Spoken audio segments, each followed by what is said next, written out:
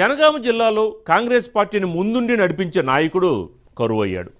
కష్టసుఖాల్లో పాలు పంచుకునే నేత కొరకు కేడర్ 1000 కళ్ళతో ఎదురుచూస్తోంది.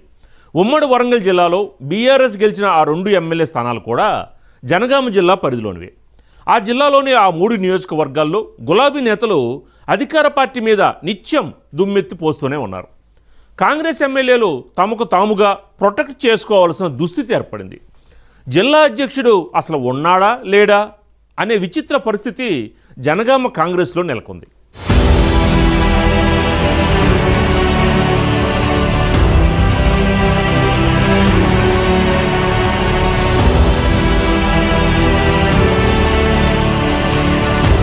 జనగామ జిల్లాలో కాంగ్రెస్ పార్టీ పరిస్థితి విచిత్రంగా ఉంది. ఈ జిల్లాలో స్టేషన్ ఘన్పూర్, పాలకుర్తి, జనగామ 3 నియోజకవర్గాలు ఉన్నాయి. ఇటీవల జరిగిన సాధారణ ఎన్నికల్లో కేవలం పాలకుర్తిలో మాత్రమే కాంగ్రెస్ పార్టీ గెలిచింది. పాలకుర్తి ఎమ్మెల్యేగా మామిడాల యశస్విని రెడ్డి విజయం సాధించారు. జనగామలో బీఆర్ఎస్ అభ్యర్థి పల్లా రాజేశ్వర్ రెడ్డి, స్టేషన్ ఘన్పూర్లో కడియం శ్రీహరి విజయం సాధించారు. కడియం శ్రీహరి ఇటీవల బీఆర్ఎస్ నుండి కాంగ్రెస్ పార్టీలో చేరారు. ఆయన కూతురు కడియం కావ్య వరంగల్ ఎంపీగా ఉన్నారు. ఉమ్మడి వరంగల్ జిల్లాలో 12 అసెంబ్లీ స్థానాలుంటే బీఆర్ఎస్ గెలిచింది 2 స్థానాలు మాత్రమే. ఆ 2 కూడా జనగామ జిల్లా పరిధిలోనికి కావడం విశేషం. అలాంటి జనగామ జిల్లాకు కాంగ్రెస్ పార్టీ అధ్యక్షులుగా అన్ని రకాలుగా సమర్థులు ఉండాల్సిన అవసరం ఉందని చర్చ జరుగుతోంది.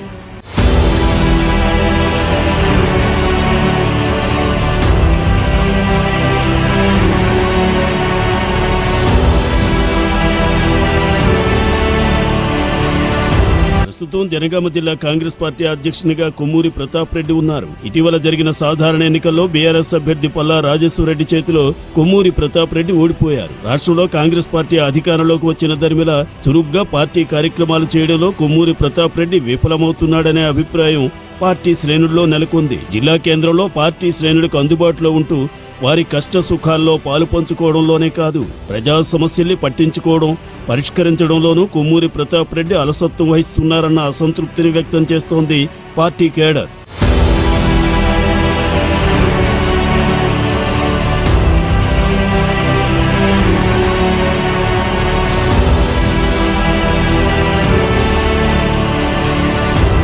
బీఆర్ఎస్ నుండి గెలిచి వివిధ కారణాల రీత్యా కాంగ్రెస్ పార్టీలో చేరిన స్టేషన్ ఘన్పూర్ ఎమ్మెల్యే కడియం శ్రీహరిని గులాబీ నాయకులు విపరీతంగా టార్గెట్ చేస్తున్నారు. రాజకీయంగా, వ్యక్తిగతంగా తీవ్ర విమర్శలు చేస్తున్నారు. బీఆర్ఎస్ నేతల విమర్శలను కడియం శ్రీహరి తనకు తానుగా ఖండించుకోవాల్సి వస్తోంది. జిల్లా అధ్యక్షునిగా ఉన్న కొమ్మూరి ప్రతాప్ రెడ్డి కనీసం ప్రెస్ మీట్ పెట్టి కడియం శ్రీహరికి మద్దతుగా ఒక్కసారి కూడా మాట్లాడలేదు. అలాగే పాలకుర్తి ఎమ్మెల్యే యశస్విని రెడ్డి, పీసీసీ రాష్ట్ర ఉపాధ్యక్షురాలు ఝాన్సీ రెడ్డిల మీద మాజీ మంత్రి ఎర్రబెల్లి దయాకర్ రావు నిత్యం ఏదో రకంగా బురద చల్లుతూనే ఉన్నారు. దయాకర్ రావు చేస్తున్న అసత్య ప్రచారాన్ని హనుమాన్ల అత్తాకోడళ్లు ధీటుగా ఎదుర్కొంటూనే ఉన్నారు. కానీ జిల్లా అధ్యక్షునిగా ఉన్న కొమ్మూరి ప్రతాప్ రెడ్డి మాత్రం ఏనాడూ స్పందించలేదనే భావన అంతటా నెలకొంది. ఇలా అన్ని రకాలుగా విఫలమవుతున్న కొమ్మూరి ప్రతాప్ రెడ్డిని తప్పించి ఈసారి అన్ని రకాలుగా సమర్థులైన నాయకులను గుర్తించి అధ్యక్ష బాధ్యతలు అప్పగించాలని కాంగ్రెస్ శ్రేణులు కోరుతున్నారు.